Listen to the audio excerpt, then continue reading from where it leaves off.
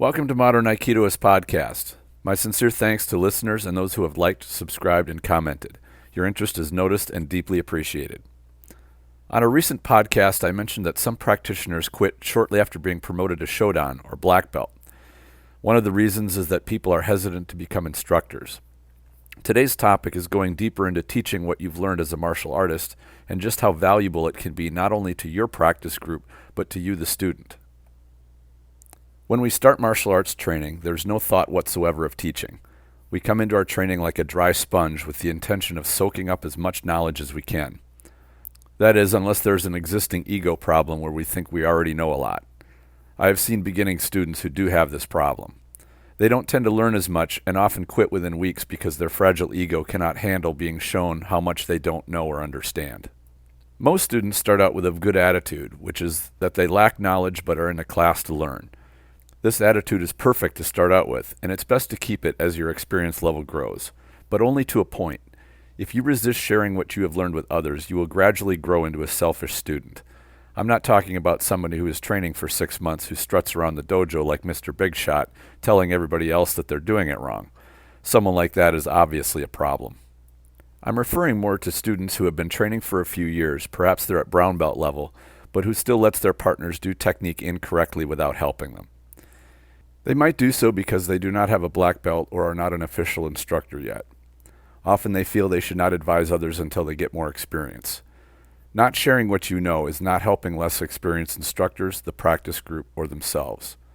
To be fair, it might be that the dojo actually has strictly forbidden anyone except the instructor leading the class from doing any teaching.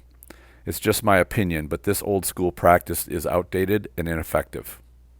Why do I say that? Because it's frustrating to a young student who is struggling with a technique to get no input or guidance from an experienced practitioner. If I was working with someone who I knew could help me but chose to remain silent, I would feel something is wrong. The senior practitioner surely knows what I'm doing wrong and probably has a solution for me but is not sharing it. They are not interested in helping others or have no interest in seeing me improve. If no seniors will help newer students when they clearly need it, the struggling students will wonder why they keep coming back if they're not getting adequate guidance. I think the nature of the problem is evident in that scenario, as is the resulting poor culture in a dojo which practices this way. You couldn't make a better recipe for students to lose interest in training if you tried. A dojo has a positive culture when all students are invested in helping other students as they are in building their own skills. If you are an intermediate or advanced student, there's nothing wrong with being a little shy about offering input. None of us want to give bad advice to someone, but it happens. The important part is that you do the best you can to show good mentorship by trying to help somebody who is having trouble. Show that you are interested in their improvement.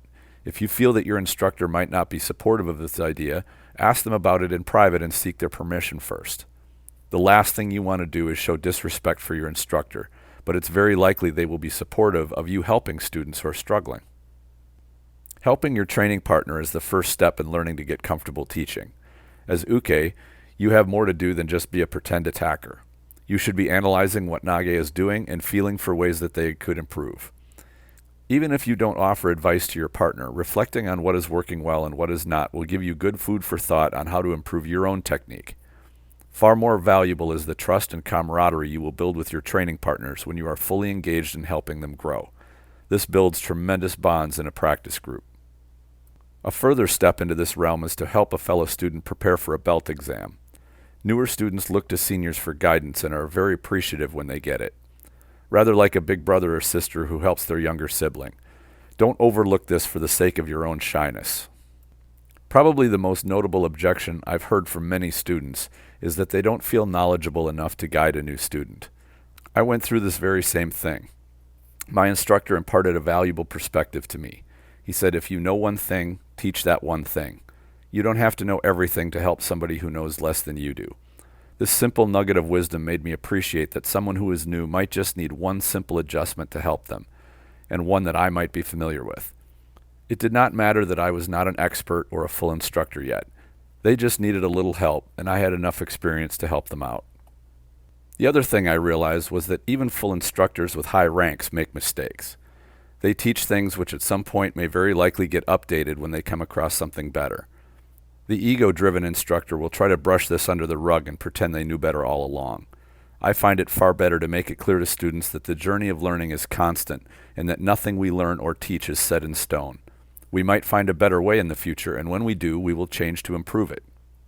All martial artists are on the journey together. It is just that some are a little farther along than others. Those who are do well by sharing what they've learned. If you find some pleasure and fulfillment in helping your training partner, then growing your teaching skills and becoming an instructor will be interesting and satisfying. Granted, it's not for everyone. Sure, there are some talented teachers out there, but being a good teacher is not imprinted in your DNA. A good teacher has two important things which make them good. One, they care about their students and have a driving interest in their success. And two, they practice teaching. No one is good at teaching unless they practice it. That's rather like the art itself, isn't it?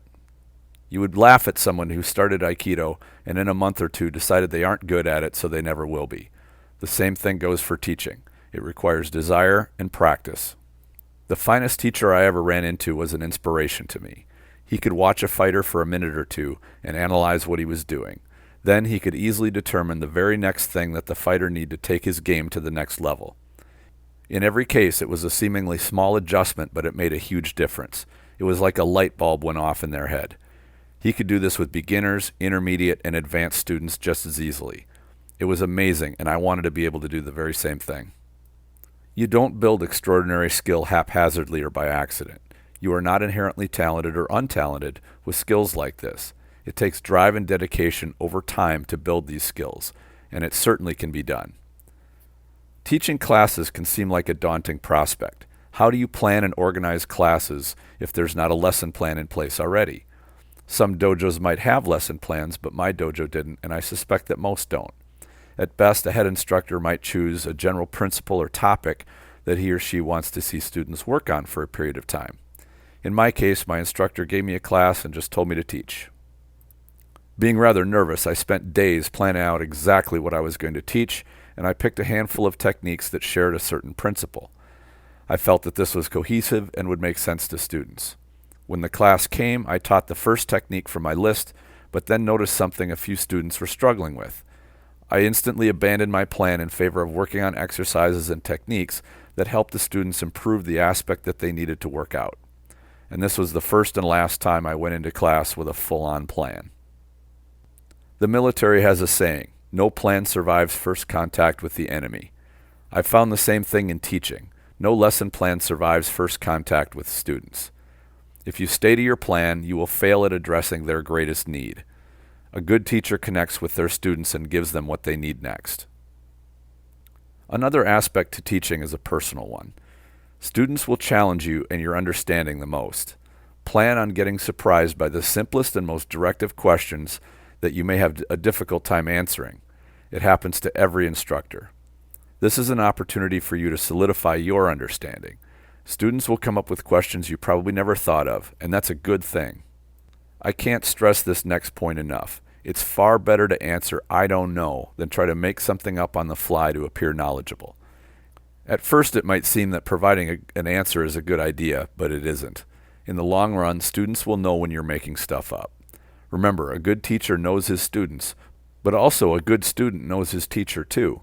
Never show disrespect to your students by underestimating their intelligence or perceptiveness. You will not command their respect by doing this. You can always answer, "That's a good question. I just don't have an answer for that. But I will find out and I'll get back to you."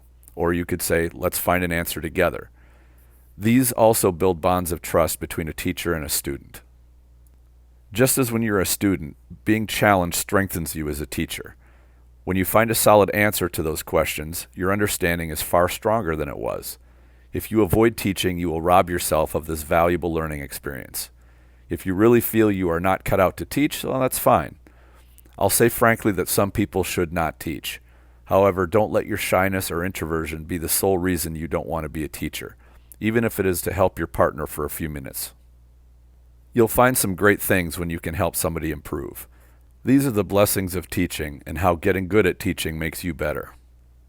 What other topics are you interested in hearing covered in this podcast? Please share your ideas in the comments if you're watching this on YouTube. You can also go to the Facebook group Aikido the Martial Side and post a comment. Your input and engagement helps podcasts like these stay around. Please support it by liking, subscribing, and sharing.